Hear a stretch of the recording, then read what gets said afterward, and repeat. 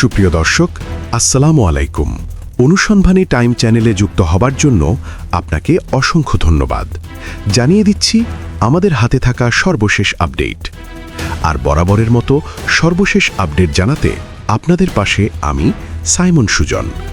সীমান্তে নতুন যুদ্ধের ঘ্রাণ, নির্বাচনের আগে ও দিল্লিকে ঠেকাতে ঢাকায় পাকিস্তানি সেনাবাহিনী ও সমরাস্ত্র। এই মুহূর্তে ঢাকার বুকে গোপনে এমন এক বাহিনী তৈরি হচ্ছে যার রিমোট কন্ট্রোল থাকবে সোজা পাকিস্তানের রাওয়ালপিন্ডিতে, আর আপনি বা আমি কেউ টেরই পাচ্ছি না। দর্শক, আজ ভারতের গোয়েন্দা সংস্থা বা ইন্টেলিজেন্স এজেন্সি এমন এক ভয়ঙ্কর ষড়যন্ত্রের খোঁজ পেয়েছে যা শুধু বাংলাদেশ নয়, পুরো দক্ষিণ এশিয়ার মানচিত্র বদলে দিতে পারে।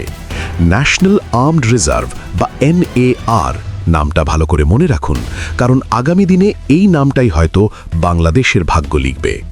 কারা এই ৮,০০০ যুবক? কেন তাদের হাতে তুলে দেয়া হচ্ছে মারণাস্ত্র? আর কেনই বা পাকিস্তানের সেনাপ্রধান আসিফ মনির সরাসরি এদের নিয়ন্ত্রণ করবেন? দর্শক, আজকের এই প্রতিবেদনের প্রতিটি সেকেন্ড, প্রতিটি তথ্য আপনাকে শিউরে উঠতে বাধ্য করবে। এমন কিছু সত্য আজ আপনাদের সামনে আনব যা মূলধারার মিডিয়াতেও ভয় বলা হচ্ছে না। যদি আপনি ভূ রাজনীতির আসল খেলাটা বুঝতে চান, তবে এই প্রতিবেদনটি এক সেকেন্ডও স্কিপ করবেন না, কারণ শেষের বিশ্লেষণটি শোনার পর সত্যি বলছি, আপনি হয়তো আজ রাতে শান্তিতে ঘুমোতেই পারবেন না। তাহলে আসুন সরাসরি ঢুকে পড়ি এই বিস্ফোরক রিপোর্টের গভীরে। দর্শক, আজ আপনাদের জন্য এমন এক সত্যি বিস্ফোরক খবর নিয়ে এসেছি যা শুনলে আপনার পায়ের তলার থেকে মাটি সরে যেতে পারে। পাকিস্তান বাংলাদেশের ভিতরে গোপনে ন্যাশনাল আর্মড রিজার্ভ বা NAR নামে সম্পূর্ণ নতুন একটা আর্মি বা বাহিনী তৈরি করছে। আর সবথেকে ভয়ানক বিষয় হলো, এই বাহিনী সরাসরি রাওয়ালপিন্ডি থেকে পাকিস্তানের সেনাপ্রধান আসিফ মনিরকে রিপোর্ট করবে। দর্শক, প্ল্যানটা হচ্ছে এই নতুন বাহিনী বাংলাদেশের বর্তমান সেনাবাহিনী এবং পুলিশকে সরিয়ে ধীরে ধীরে তাদের জায়গা দখল করবে। দেখুন, আজ ভারতের ইন্টেলিজেন্স এজেন্সির রিপোর্টে একটা বিশাল বড় মাস্টার প্ল্যান ফাঁস হয়েছে। শুধু তাই নয়, বাংলাদেশের আসন্ন নির্বাচনকে বানচাল বা ভণ্ডুল করার জন্য পাকিস্তান যে কত বড় একটা ষড়যন্ত্র করছে, ভারতের ইন্টেলিজেন্স সেটাও ধরে ফেলেছে। দর্শক, এটা সত্যি খুব বড় একটা আপডেট। এই যে ন্যাশনাল আর্মড রিজার্ভ বা NAR, এটাকে বাংলাদেশের ভিতরে দাঁড় করাচ্ছে পাকিস্তানের কুখ্যাত গোয়েন্দা সংস্থা ISI। আজই ভারতের সিকিউরিটি এজেন্সিগুলোর রিপোর্ট বেরিয়েছে।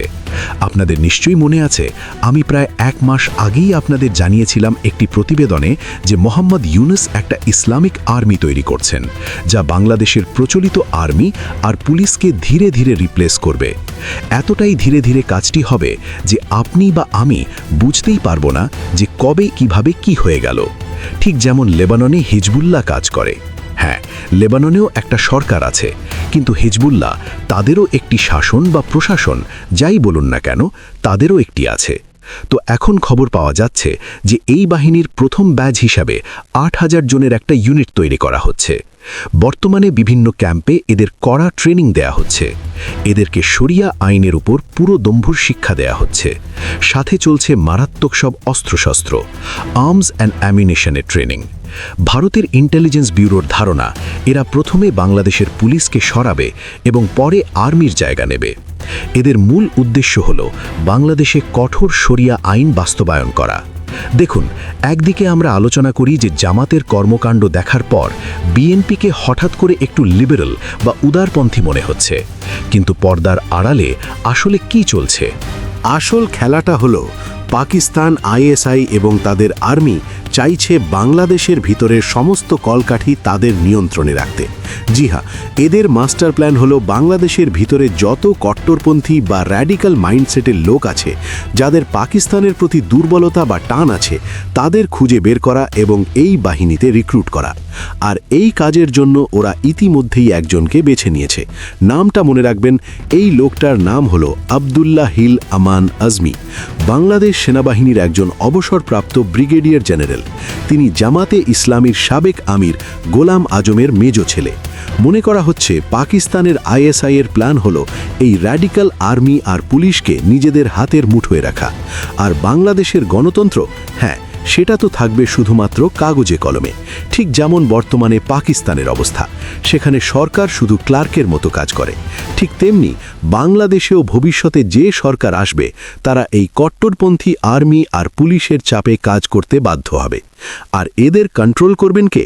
রাউলপিন্ডি থেকে আসিফ মনির, মানে কাল যদি বিএনপির রহমান সাহেব জিতেও যান, তার অবস্থা হবে পাকিস্তানের শাহবাজ শরীফের মতো, তাকেও পুরোপুরি কন্ট্রোল করা হবে। বর্তমানে ভারতের গোয়েন্দারা মনে করছেন এই আজমি নামের লোকটা ইউনূস সরকারের সাথে কোঅর্ডিনেট করে এই পুরো সেটআপটা তৈরি করছে।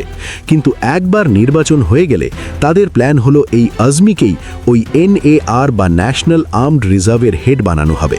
সুতরাং ভাবুন একবার, একজন পাকিস্তানি মনোভাবাপন্ন লোক বাংলাদেশের প্যারামিলিটারি ফোর্সের প্রধান হবেন। দেখুন, আমি আগেও আপনাদের জানিয়েছিলাম যে ঢাকার পাকিস্তান অ্যাম্বাসিতে বা হাই কমিশনে ISI অফিসারদের ঘন ঘন মিটিং চলছে। এখন দর্শক, ভারতের এজেন্সি এমন একটি মিটিংয়ের কথোপকথন ট্যাপ বা রেকর্ড করেছে। এটা এখন আর কোনো গোপন বিষয় নয়, পাবলিক ডোমেনে চলে এসেছে বলেই আমি আপনাদের সাথে আলোচনা করছি। গত 23শে ডিসেম্বর, মানে আজ থেকে মাত্র 4 দিন আগে একটা মিটিং হয়েছিল ঢাকার বনানী অফিসার্স হাউজিং স্কিমে, যেখানে পাকিস্তানের সব কূটনৈতিকরা থাকেন। সেখানে এই আজমি আর পাকিস্তানের deputy high commissioner Mohammad Wasim বৈঠক করেছেন। সেখানে ISI-এর অফিসিয়ালরাও ছিল বলে ধারণা করা হচ্ছে। ওখানে প্ল্যান করা হচ্ছে নির্বাচনের ঠিক আগে একটা বড় সড়ো গণ্ডগোল তৈরি করার। এই পুরো বিষয়টা ভারতের গোয়েন্দা সংস্থা ফাঁস করে দিয়েছে।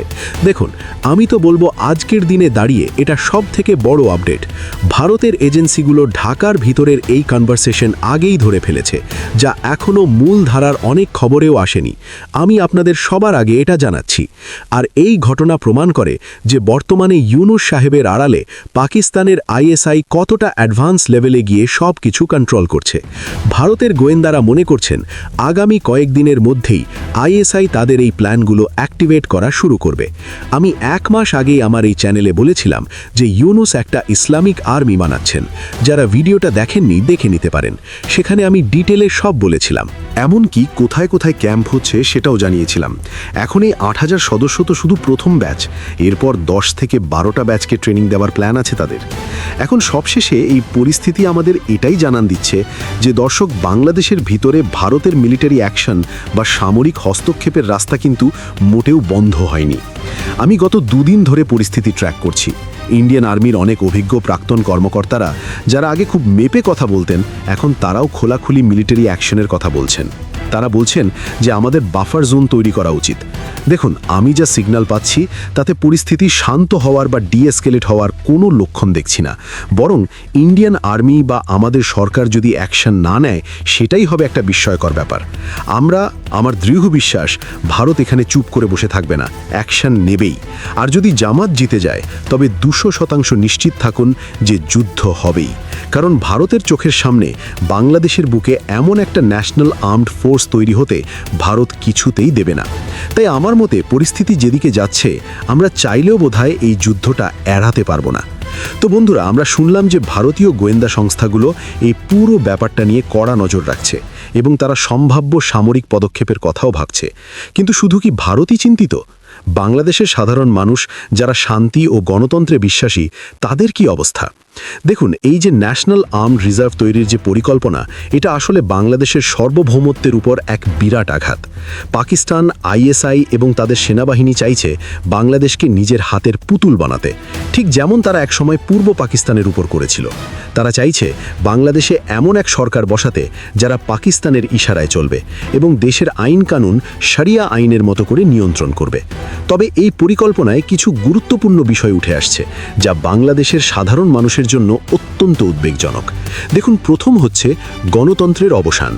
ভারতের রিপোর্টে বলা হয়েছে পাকিস্তান চায় বাংলাদেশে একটা নামমাত্র গণতান্ত্রিক সরকার থাকুক, কিন্তু আসল ক্ষমতা থাকবে তাদের তৈরি করা ওই ন্যাশনাল আর্মড রিজার্ভ এবং পাকিস্তানের অনুগত সেনা কর্মকর্তাদের হাতে। এর মানে দাঁড়ালো, সাধারণ মানুষ ভোট দিয়ে নির্বাচিত করলেও তারা আসলে স্বাধীনভাবে কাজ করতে পারবে না। তাদের অবস্থা হবে বর্তমানে পাকিস্তানের যে সরকার, তাদের মতো, যারা শুধু নির্দেশ পালন করে। কি করে? নির্দেশ পালন করে। বাংলাদেশের মানুষ কি এই জিনিসটা মেনে নেবে? 2. শরিয়া আইনের কঠোর প্রয়োগ। এই NARR এর মূল উদ্দেশ্যই হল কঠোর শারিয়া আইন কার্যকর করা। এর মানে হলো মানুষের ব্যক্তিগত জীবনে, সামাজিক ক্ষেত্রে এবং রাষ্ট্রীয় প্রশাসনে একটা চরমপন্থী নিয়মকানুন চাপিয়ে দেওয়া হবে। এই আইন এখন কতটা সাধারণ মানুষের জীবনযাত্রার সাথে সামঞ্জস্যপূর্ণ হবে বা কতটা তারা এই ধরনের শাসনে অভ্যস্ত তা এখনই বলা মুশকিল। তবে ইসলামের নামে এই ধরনের কট্টরপন্থী শাসন ব্যবস্থা অনেক ক্ষেত্রেই আমরা দেখেছি মানবতা বিরোধী হয়ে ওঠে। 3. বাংলাদেশকে র্যাডিক্যাল কান্ট্রি বানানোর চেষ্টা।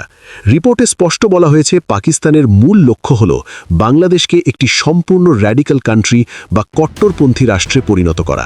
এর অর্থ হল দেশটি আন্তর্জাতিক অঙ্গনে বিচ্ছিন্ন হয়ে যেতে পারে এবং এখানে মৌলবাদ ও চরমপন্থার বিস্তার ঘটতে পারে। জামাতের মতো দলগুলো যে এই পরিকল্পনার সমর্থক সেটাও স্পষ্ট। এটা বাংলাদেশের ভাবমূর্তি এবং ভবিষ্যৎ প্রজন্মের জন্য অত্যন্ত ক্ষতিকর। 4. নির্বাচনে প্রভাব খাটানোর চেষ্টা। পাকিস্তান শুধু সেনা কাঠামোই নয়, বাংলাদেশের আসন্ন নির্বাচনকে প্রভাবিত করার চেষ্টা করছে। তাদের উদ্দেশ্য হল এমন এক সরকার প্রতিষ্ঠা করা যারা তাদের হাতের মুঠোয় থাকবে। যদিও ভারতীয় গোয়েন্দারা বলছেন এই প্রচেষ্টা হয়তো সফল হবে না, তবু এই হস্তক্ষেপের চেষ্টা বাংলাদেশের গণতান্ত্রিক প্রক্রিয়াকে নষ্ট করার একটা গভীর ষড়যন্ত্র। সুতরাং এখন বাংলাদেশে এক ঐতিহাসিক সন্ধিক্ষণে দাঁড়িয়ে আছে বাংলাদেশ। একদিকে তাদের দীর্ঘদিনের গণতান্ত্রিক আকাঙ্ক্ষা, অন্যদিকে পাকিস্তানের একটা পুরনো ষড়যন্ত্রের পুনরাবৃত্তি। দর্শক, আজকের এই বিশ্লেষণ কোনো সাধারণ রাজনৈতিক গসিপ বা আলোচনা নয়, এটা একটা অশনি সংকেত। দর্শক, ইতিহাস বড় নিষ্ঠুর, সে বারবার ফিরে আসে। আমার দীর্ঘদিনের পর্যবেক্ষণ এবং রাজনৈতিক অভিজ্ঞতা বলছে এই ন্যাশনাল আর্মড রিজার্ভ বা NAR শুধুমাত্র একটি বাহিনী নয়, এটা বাংলাদেশের সর্বভৌমত্বের কফিনে পোতার শেষ ব্রেক হতে পারে। পাকিস্তান জানে সরাসরি যুদ্ধ করে তারা পারবে না, তাই তারা বেছে নিয়েছে কি এই প্রক্সি ওয়ারের পথ। তারা চাইছে বাংলাদেশের DNA বদলে দিতে। আমার আশঙ্কা, যদি এখনই বাংলাদেশের সচেতন নাগরিক সমাজ এবং ভারতের নীতি নির্ধারকরা কঠোর পদক্ষেপ না নেয়, তবে আমরা হয়তো আমাদের চোখের সামনেই একটা ডেমোক্রেটিক স্টেটকে র্যাডিক্যাল স্টেটে পরিণত হতে দেখব। আমি যা দেখতে পাচ্ছি তাতে আগামী দিনগুলো খুব সহজ হবে না। রক্তপাত, সংঘাত এবং ক্ষমতার একটা দীর্ঘ লড়াই হয়তো অপেক্ষা করছে। কিন্তু প্রশ্ন হলো, আমরা কি প্রস্তুত? ভারত কি প্রস্তুত তার সীমান্তে আরেকটা পাকিস্তান তৈরি হওয়া আটকাতে? দর্শক, আপনার কি মনে হয় এই ষড়যন্ত্র কি সফল হবে নাকি জনগণ রুখে দাঁড়াবে?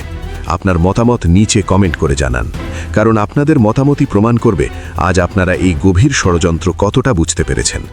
চোখ রাখুন আমাদের চ্যানেলে, কারণ সত্য যত গভীরেই থাকুক আমি তা খুঁড়ে বের করে আপনাদের সামনে আনবই। দেখা হচ্ছে তাহলে পরের প্রতিবেদনে আরও বড় কোনো সত্য নিয়ে। ততক্ষণ পর্যন্ত সতর্ক থাকুন, সাথে থাকুন। ধন্যবাদ আপনাদের সকলকে।